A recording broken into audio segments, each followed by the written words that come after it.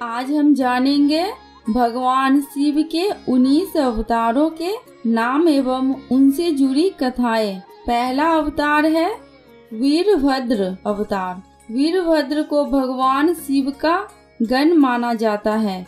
यह अवतार उनकी जटा से उत्पन्न हुआ था जब भगवान शिव के ससुर राजा दक्ष द्वारा आयोजित यज्ञ में माता सती ने अपनी देह का त्याग कर दिया था।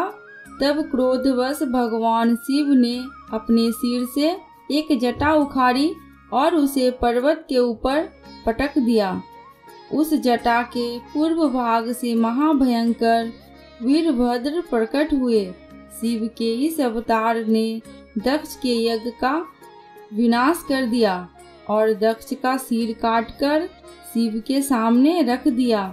बाद में भगवान शिव ने राजा दक्ष के सिर पर बकरे का सिर लगाकर उन्हें जिंदा कर दिया।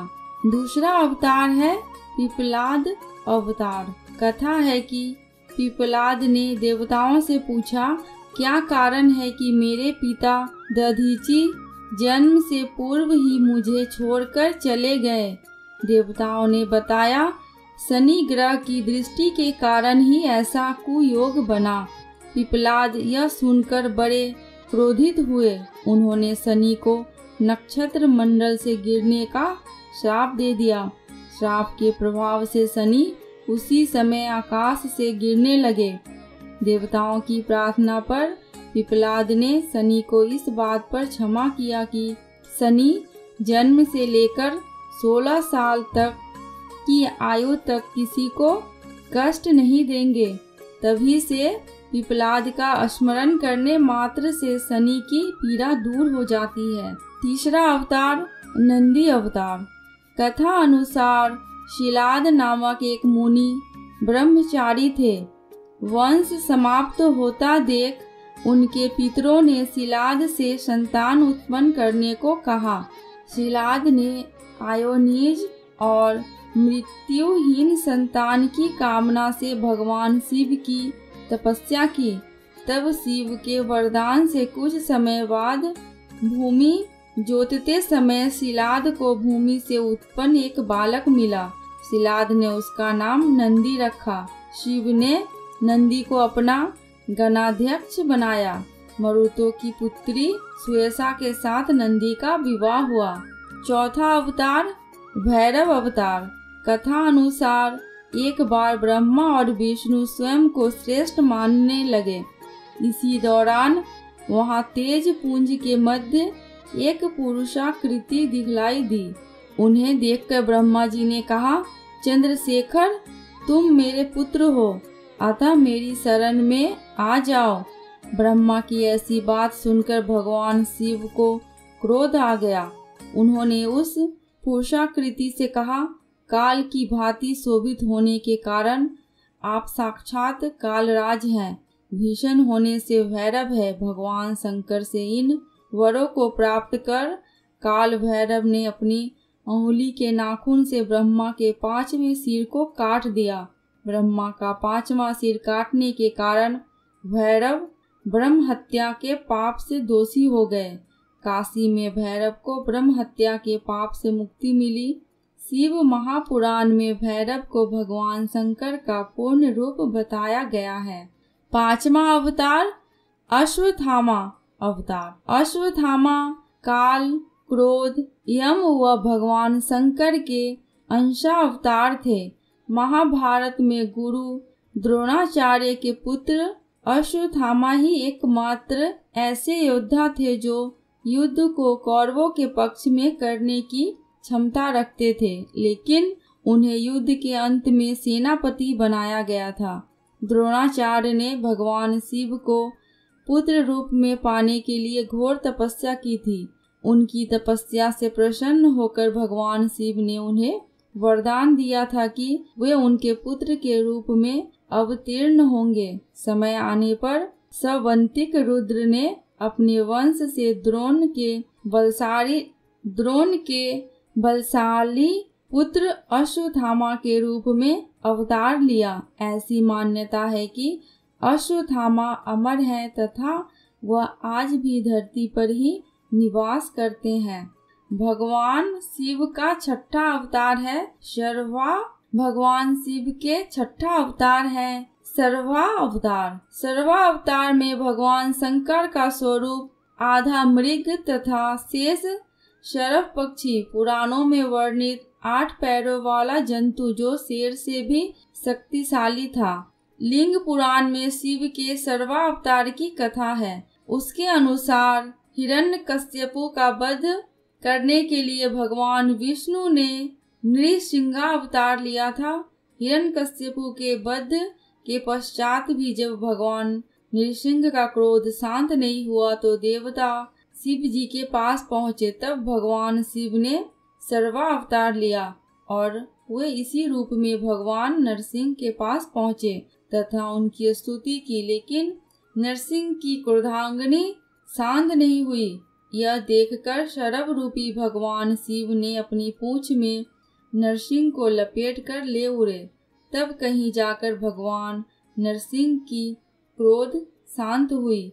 तब उन्होंने सर्वा अवतार से क्षमा याचना कर अति विनम्र भाव से उनकी स्तुति की। सातवां अवतार है गृहपति अवतार। भगवान शंकर का सातवां अवतार है गृहपति। कथा के अनुसार नर्मदा के तट पर धर्मपुर नामक नगर में विश्वानर नाम के एक मुनि तथा उनकी पत्नी सुचिस्मती रहती थी। सुचिस्मती ने बहुत काल तक निसंतान रहने पर एक दिन अपने पति से शिव के समान पुत्र प्राप्ति की इच्छा की। मुनि विश्वनार ने काशी जाकर भगवान शिव के वीरेश लिंग की आराधना की। एक दिन मुनि को वीरेश लिंग के मध्य एक बालक दिखाई दिया। मुनि ने बाला रूपधारी शिव की पूजा की। उनकी पूजा से प्रसन्न होकर भगवान शंकर ने सुचिस्मती के गर्भ से अवतार लेने का वरदान दिया। कालांतर में सुचिस्मती गर्भवती हुई और भगवान सुचिस्मती के गर्भ से पुत्र रूप में प्रकट हुए। आठवां अवतार ऋषि दुर्वासा। धर्म ग्रंथों के अनुसार सती अनसुईया के पति महर्षि अत्रि ने ब्रह्मा निर्देशानुसार पत्नी सहित ऋक्षकुल पर्वत पर पुत्र कामना से घोर तप किया। उनके तप से प्रसन्न होकर ब्रह्मा, विष्णु और महेश तीनों उनके आश्रम पर आए। उन्होंने कहा, हमारे अंश से तुम्हारे 3 पुत्र होंगे जो त्रिलोकी में विख्यात तथा माता पिता का यश बढ़ाने वाले होंगे। समय आने पर ब्रह्मा जी के अंश से चंद्रमा उत्पन्न हुए। विष्णु के अंश से श्रेष्ठ संन्यास पद्धति को प्रचलित करने वाले दत्तात्रेय उत्पन्न हुए और रुद्र के अंश से मुनिवर दुर्वासा ने जन्म लिया। 9वां अवतार है हनुमान अवतार। शिव महापुराण के अनुसार देवताओं और दानवों को अमृत बांटते हुए विष्णु के मोहिनी रूप को देखकर लीलावश शिव जी ने कामातुर होकर अपना वीर्यपात कर दिया। सप्त ऋषियों ने उस वीर को कुछ पत्तों में संग्रहित कर लिया।